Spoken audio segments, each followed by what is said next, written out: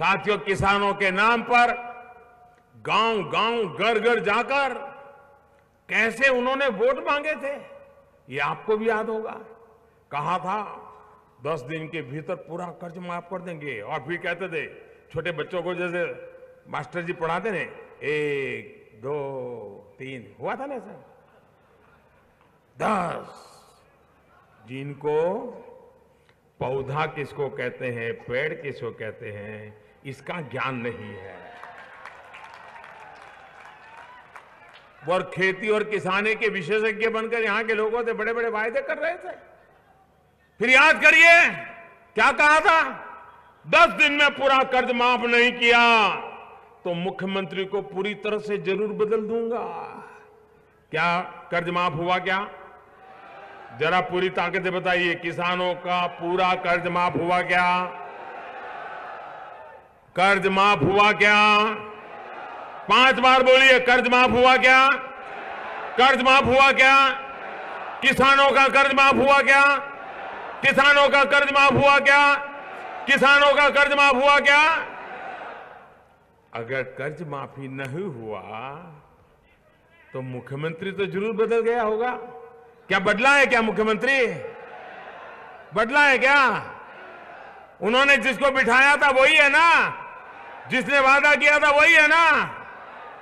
अब बताइए, ये मध्य प्रदेश के लोगों के साथ वादा खिलाफी है कि नहीं है? या आपकी आंख में धूल झोंकी कि नहीं झोंकी?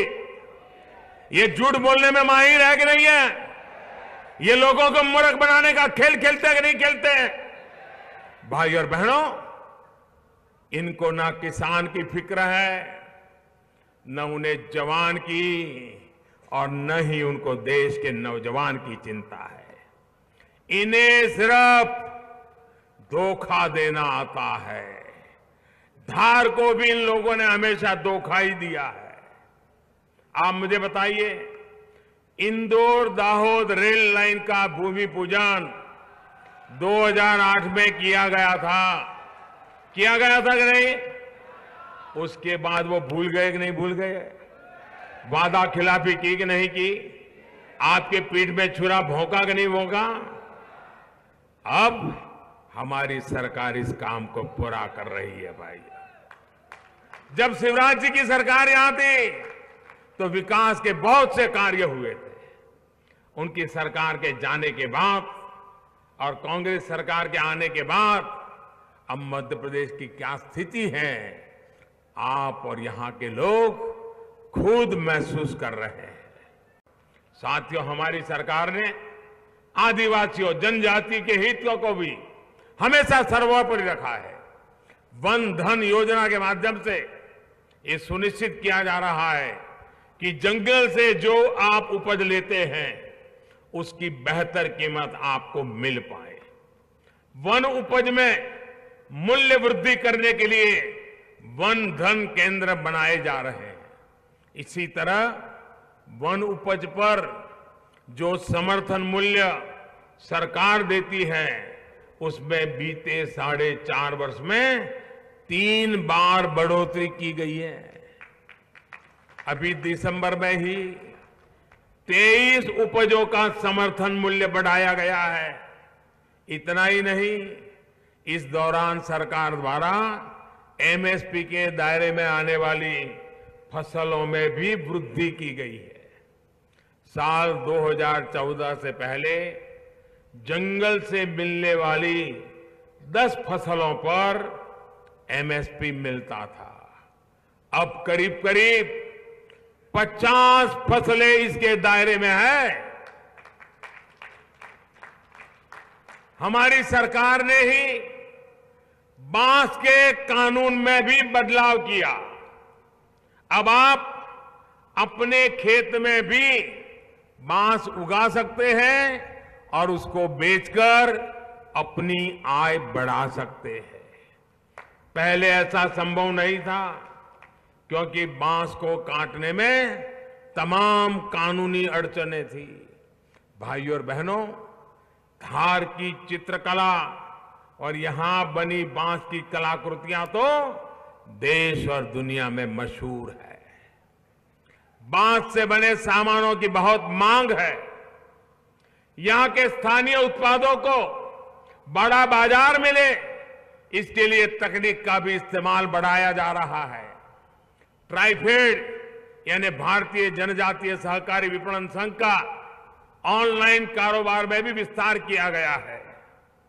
साथियों, आदिवासी क्षेत्रों में शिक्षा से लेकर कौशल और रोजगार तक के अनेक प्रयास किए जा रहे हैं। हमने जनजातीय क्षेत्रों में एकलव्य मॉडल स्कूल खोलने का अभियान चलाया है। इसके तहत 20,000 से अधिक की आदिवासी आबादी वाले क्षेत्रों में स्कूल खोले जा रहे हैं। साथियों, देश की आजादी से लेकर देश के विकास में जनजातीय आदिवासी नायकों का बहुत बड़ा योगदान रहा है। विशेष तौर पर 1857 में आजादी की पहली लड़ाई में आदिवासी सेनानियों का बहुत बड़ा योगदान रहा। भाजपा सरकार ने इस योगदान को सम्मान देने का काम भी कर रही है। आजादी की लड़ाई में जिन आदिवासी बेटे बेटियों ने बलिदान दिया है, उनकी याद में देश भर में स्मारकों का निर्माण हो रहा है। भारत ने अब आतंकियों और आतंक के सरपरस्तों को डंके की चोट पर कह दिया है कि अब उनके सामने सुधरने के अलावा कोई चारा नहीं है।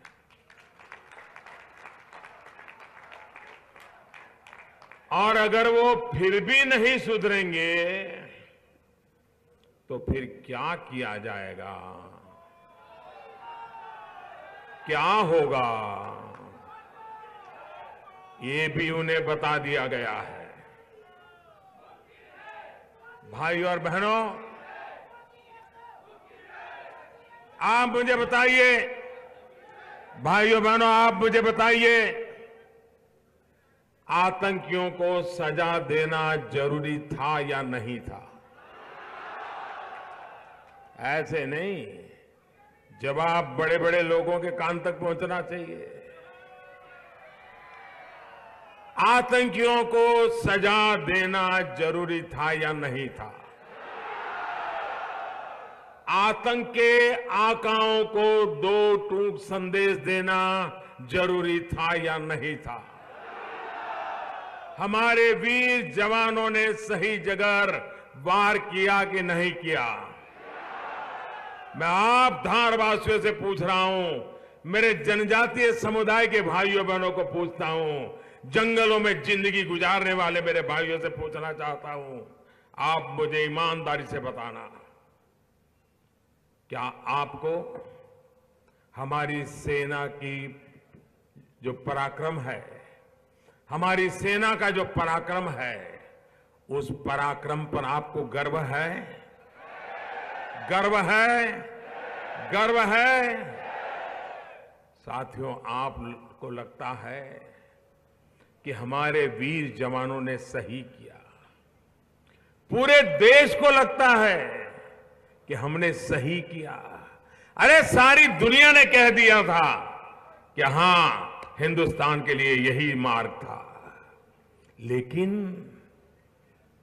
हमारे देश का दुर्भाग्य है कि हां, कुछ ऐसे लोग हैं जिनको ऐसा नहीं लगता है।